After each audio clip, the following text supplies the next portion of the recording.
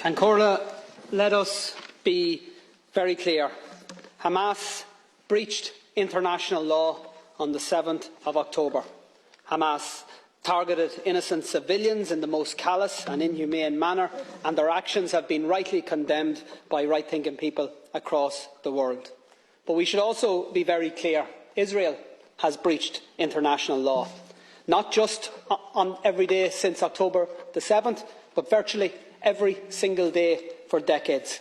Israel occupies Palestinian land against international law. Israel blockades Palestinian territory against international law. Israel builds and expands illegal settlements against international law. Israel enforces an apartheid system that restricts the movements of Palestinians and denies their fundamental rights against international law. And Israel regularly and systematically attacks and kills Palestinian civilians against international law. So the question that must be answered by all of us in political life is this: how does the world respond to flagrant abuses of international law? When it comes to the horrendous war crimes of Hamas, the response was very clear and very consistent. World leaders queued up to say Israel has the right to defend itself.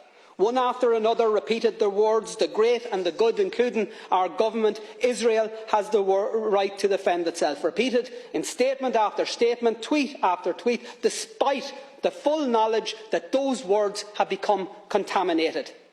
The words "Israel has the right to defend itself" means in practice that Israel takes that right as licence to bombard civilians, to bomb schools, hospitals and other civilian infrastructure, and it has now been taken as licence to enforce the displacement of 1 million people from one end of an open-air prison to another, to deny food, energy, medical supplies to a besieged civilian population, to actually deny them water, to ensure that children, the sick, the disabled, the elderly will literally die of thirst.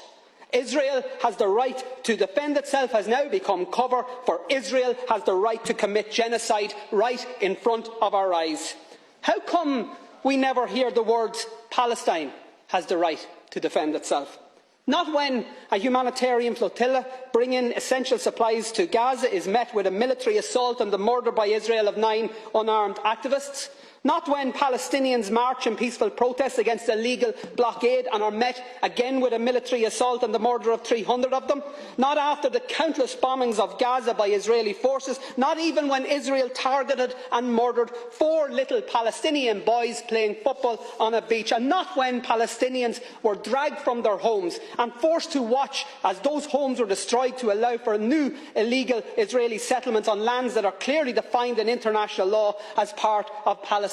And not after the countless offensive attacks by Israel against the people of Gaza or the West Bank have we heard anybody in this House or any Western leader utter the words "Palestine has the right to defend itself."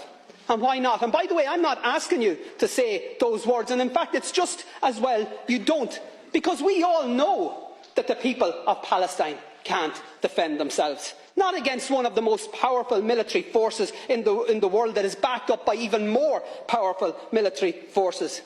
The truth is that the people of Palestine, just like the innocent people of Israel, don't need the international community to tell them that their leaders have the right to inflict more bombings, more pain, more suffering. They need the international community to say stop, to say release the hostages, to say stop the bombings, the siege, the slaughter. They need the international community to tell Israel to stop the blockade, stop the apartheid, stop the annexation, to stop the genocide. And they need countries, Taoiseach, to lead the way. And Ireland should be one of those countries that leads the way. We know colonialism, we know oppression, we know conflict, but we also know conflict resolution. We know peace building, we know nation building.